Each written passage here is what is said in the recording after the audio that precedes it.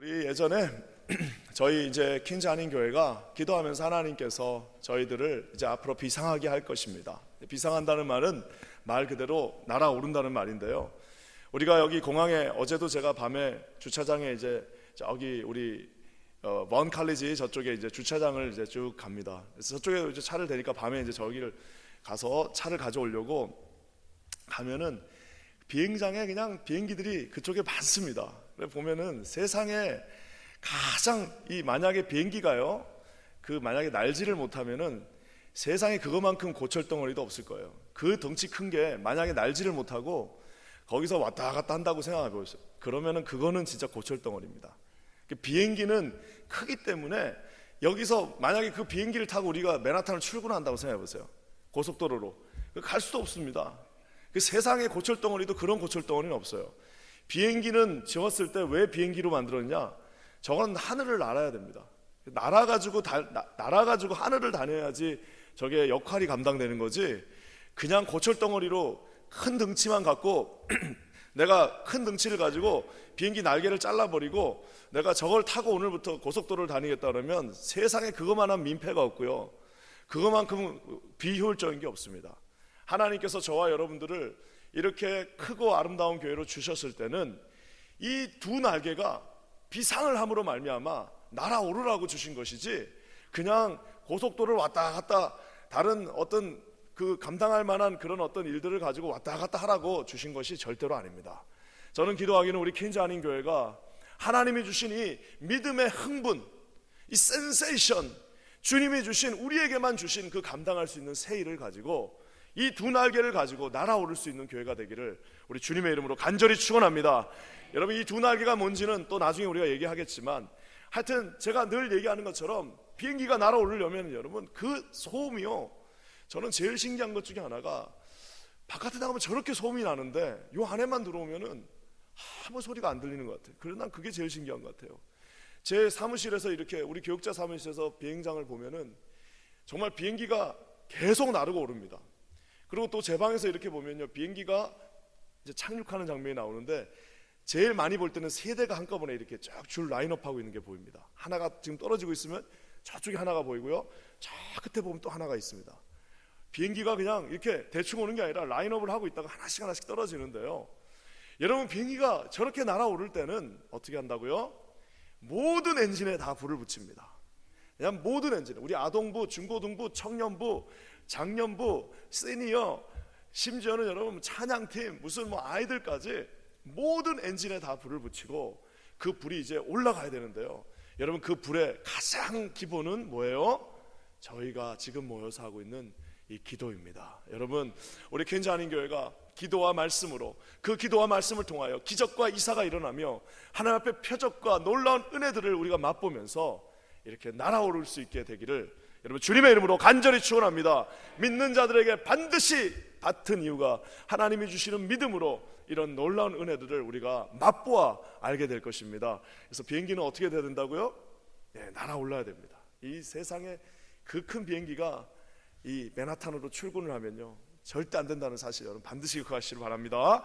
오늘 이 말씀은 보면요, 이제 nimrod이라고 하는 한 특별한 사람에 대해서 말합니다. 예전에 우리 한국의 한류가 그냥 다 한류가 시작될 때 어떻게 시작됐냐면요, 대장금이라는 걸로 시작됐습니다. 대장금이라고 하는 진짜 놀라운 그 이야기를 통해, 저는 한 번도 못 봤어요 솔직히. 근데 대장금을 통해서 그 한류가 시작됐다는데요, 저는 거기에 나와 있는 이제 김영현 작가라고, 그때 30살 조금 넘은 작가가 이 대장금인 걸 이걸 쓴 거예요. 한 30 그때 8세였나 7세였나. 근데 이 김영현 작가가 인터뷰한 내용이 나오는데요, 이 장금이라고 하는 이름은 조선실록에 딱 한 패러그래프 딱 나온답니다. 한 2번 정도 나오는데 뭐라고 나오냐면은, 내 병은 이제 중종 39년에 대신들이 들어와서 전하 빨리 몸을 돌보셔야 됩니다, 빨리 의관들을 불러서 치료를 받으셔야 됩니다. 그러니까 이 중종이 딱 한마디를 한답니다. 내 병은 여의가 안다. 그 여의가 이제 여자 의사를 말하는 거겠죠. 여의가 안다. 너희들은 걱정 말고 물러가도록 하여라. 이러면서 거기 나와 있는 딱 그 한 단어 여의라고 하는 여자 의사라고 하는 그 한 단어를 가지고 이 김영현 작가가 상상의 나래를 펼쳐가지고 만든 게 54부작 대장금입니다. 그 단 한 줄을 가지고 이 54부작을 만든 거예요. 정말 작가들의 그 상상력은 놀랍습니다. 또 여러분 한국에 가면 옛날에 그 90년대 초반에 그 제국과 천국이라고 하는 소설을 쓰신 분이 있습니다. 우리 김성일 장로님이신데요. 저에게는 또 특별히 어떤 또 인연이 있습니다. 그 교수님이 그 제국과 천국이라는 소설을 뭘 갖고 썼냐, 바로 오늘 우리가 읽은 요 본문을 갖고, 세상에 우리가 이 10장을 보면은 이건 전부 다 이거는 족보입니다. 그래서 야벳의 족속은 누구요, 셈의 족속은 누구요, 함의 족속은 누구다 하는 그 족보를 가지고요 무려 4권짜리 책을 씁니다. 그게 바로 홍수 이후라고 하는 정말 재밌는 책 하나가 나오는 걸 보는데요, 그만큼 오늘 우리가 읽은 이 본문은요 특별한 사람 하나가 등장합니다. 그냥 이름만 나오고 있는데, 이름만 딱 등장하고 있는데 거기에 딱 한 사람이 이름과 함께 설명이 이제 부과되는 게 나오는데요, 바로 그게 누구냐, 유일하게 부연 설명이 나오는 한 사람, 바로 니므롯입니다. 여러분, 니므롯이라고 하는 이름을 한 번쯤은 들어봤을 거예요. 어디 나오냐면은 그 이제 음모론 같은 거 할 때 세상을 움직이는 무슨 힘이 있다, 이런 이제 음모론들 막 나오는 그런 것들이 있습니다. 거기에 한 사람으로 나오는 사람이 바로 이 니므롯입니다. 그래서 니므롯이 도대체 누구인지 오늘 한번 살펴봤으면 좋겠습니다. 성경 그 중요한 창세기 10장 9장에 노아의 마지막과 축복이 있었고 저주가 있었는데, 이제 창세기 10장에서 아브라함이 나오기 전 그 창세기 10장에서 족보를 다 쓰는데 니므롯만 특별하게 거기에다가 방점을 찍어서 쓰고 있는 것을 보게 됩니다. 그래서 누구인지 한번 오늘 살펴봤으면 좋겠는데요, 이 니므롯은요 노아가 분명히 저주했습니다. 9장 25절에 어떻게 저주했습니까? 네 자녀가 종들의 종이 될 것이다 라고 딱 저주를 했는데요, 마치 그 저주를 비웃기라도 하듯이, 그런 저주가 마치 없었던 것 같이 오늘 니므롯이 화려하게 등장하는 모습을 보게 됩니다. 우리 8절 말씀 한번 다 같이 보겠습니다. 시작. 구스가 또 니므롯을 낳았으니 그는 세상의 용사라. 저게 이제 옛날 개역 한글 성경에는 영걸이라는 말로 나옵니다. 그는 영걸이었더라. 아주 그냥 영웅호골 말하는 겁니다. 영웅호골 말하고 있는 건데요, 함의 4대손, 그러니까 함의 손자네요. 노아의 4대손이 되는 거죠. 함의 손자, 노아의 4대손. 그러니까 이 함이 저주를 받았기 때문에 함의 아들부터는 이제 가나안, 그 다음에 니므롯까지 해서 안 좋은 일들이 막 일어나야 되는데, 세상에 그런 일들이, 그런 예언은 없었던 것처럼 그는 나오자마자 뭐예요? 세상의 첫 용사라, 마일이 어떤 영웅 호골이 되는 것입니다. 참 이게 신기한 것 같아요. 아니, 하나님께서 분명히 저 집안 안 된다, 예수 믿지 않으면 안 된다고 그랬는데, 예수 믿지 않는 거는 저주라고 그랬는데, 예수를 안 믿으면 그거에 그 축복이 있을 수 없다고 얘기했는데, 아니 어떻게 마치 비웃기라도 하듯이 나왔는데 그가 세상의 첫 번째 용사가 되는 것을 볼 수 있습니다. 대단한 지위를 가진, 그냥 홍수 이후에 다 고만고만한 인간들이 살고 있는데, 홍수 이후에 그냥 주눅 들어서 다 고만고만한 인간들이 살고 있는 그곳에 갑자기 영웅 호골이 등장합니다. 제 생각에는 아마 싸움도 잘하고 어렸을 때부터 비상하고 조직을 모으는 힘이 있고 딱 사람을 끄는 힘이 있고 이래가지고 아마 거기서 아마 자기가 영웅의 이 지위를 얻었던 것 같습니다. 그뿐만 아니에요. 9절에 보면은 또 하나의 평가가 나옵니다. 한번 9절 읽어볼까요? 시작. 그가 여호와 앞에서 용감한 사냥꾼이 되었으므로 속담에 이르기를 아무는 여호와 앞에 니므롯같이 용감한 사냥꾼이로다 하더라. 이제는 아예 그 당시 속담이 만들어졌어요. 그래서 그 당시에 가장 용감한 사람, 사냥꾼은 그 당시 아주 유능한 직업입니다. 신종 직업. 왜? 원래는 육식이 허락하지 않았잖아요. 근데 노아 때부터 이제 육식이 허락했는데, 그냥 그 당시에 나가가지고 큰 짐승들을 한 마리 가지고 들어오면요, 우리 어렸을 때 군대에서 우리 대대장님이 돼지 한 마리를 잡았는데, 세상에 나는 돼지 한 마리 잡아갖고 이걸 어떻게 다 먹냐, 돼지 한 마리를 잡으니까 그 중대원 전체가 다 먹습니다. 그 중대원, 그 식욕이 좋은 그 거의 한 30명에 가까운 중대원 전원이 소대원 전원이 다 먹고도 남습니다. 돼지 한 마리를 잡아도 그러니까 그 당시에 무슨 제대로 된 식량이 있습니까? 뭐가 있습니까? 근데 나가가지고 가서 사냥 한번 해가지고 오면은 그냥 수십 명 수백 명을 먹일 수 있는 그런 아주 유능한 사람이었습니다. 오죽 잘했으면 아예 속담이 만들어졌어요. 아유, 저 사람은 니무롯 같은 사람이야. 그 말은 뭐예요? 유능한 사람, 아주 영향력 있는 사람, 나가서 한번 대박을 쳐가지고 오는 사람, 했다 하면 사업에 손만 대면은 아주 잘 풀리는 사람이 니무롯이에요. 지금은 우리는 이제 뭐라 그래요?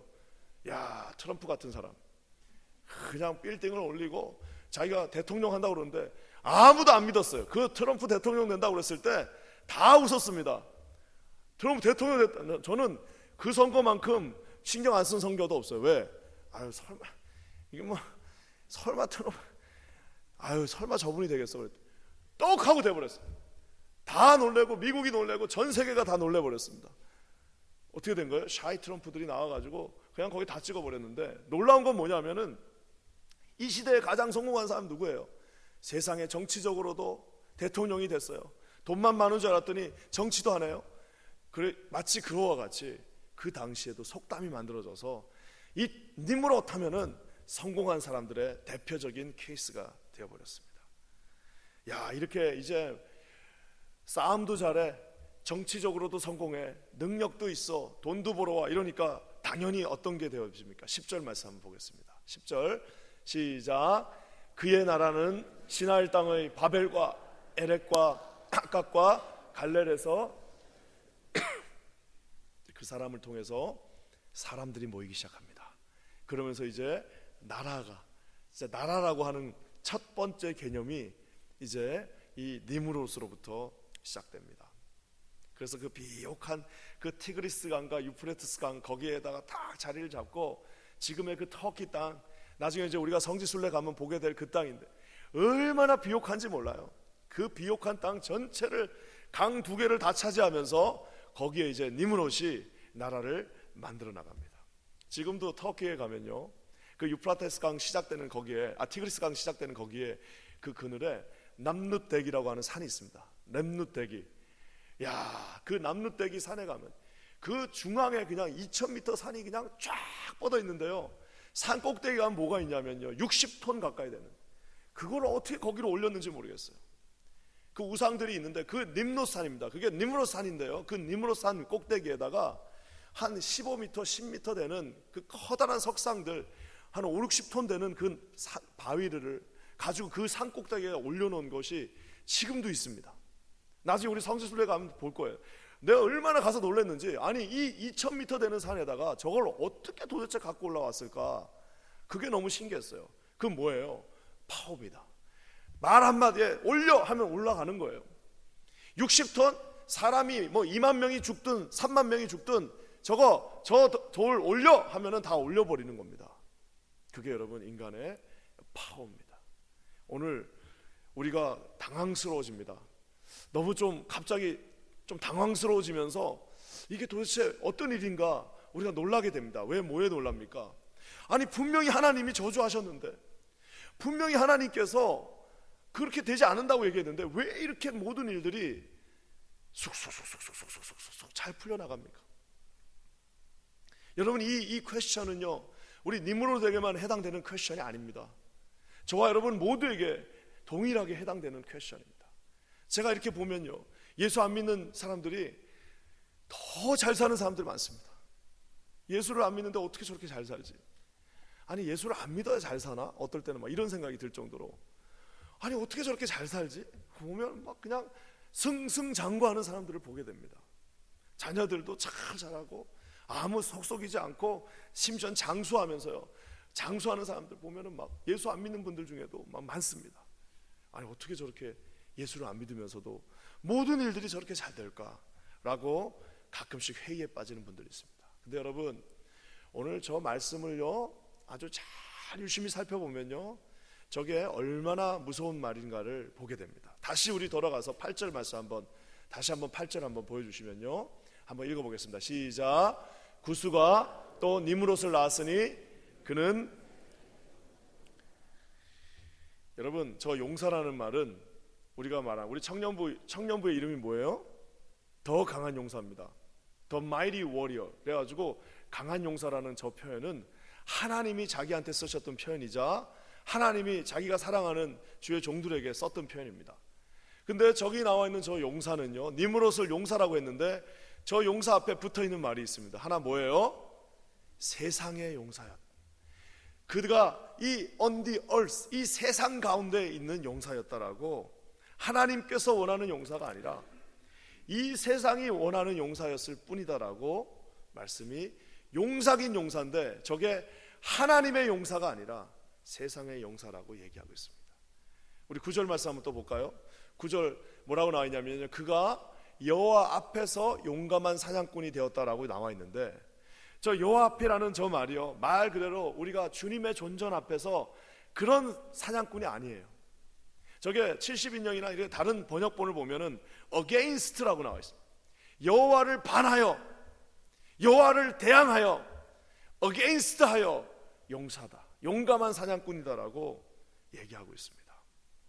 사랑하는 성도 여러분, 아무리 좋은 거더라도요, 여호와의 앞에서, 저게 하나님의 그 밑에 서야 돼야 되는데 하나님과 동등한 위치에서 용사가 되는 것은 여러분 너무 위험합니다.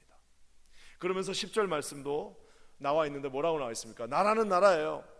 저 시날 땅부터 이제 어디까지입니까? 저 밑에 이제 유프라테스 티그리스 강을 지나서 지금의 시리아, 이라크 땅까지 그 큰 땅이 이제 그의 나라가 되었는데, 그 나라는 우리가 아는 것처럼 하나님의 나라가 아니라 누구의 나라예요? 그의 나라가 되는 것을 보게 됩니다. 결국 여러분, 이 상황이 어떻게 된 것이냐? 많은 것들을 하나님이 그에게 능력으로 주셨습니다.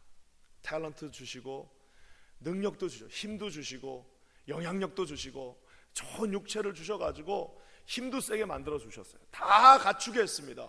다 갖추게 했는데 그 갖춰진 그 재능들과 그 갖춰진 능력들과 그 갖추어진 그 힘들이 어디로 사용되는 거예요?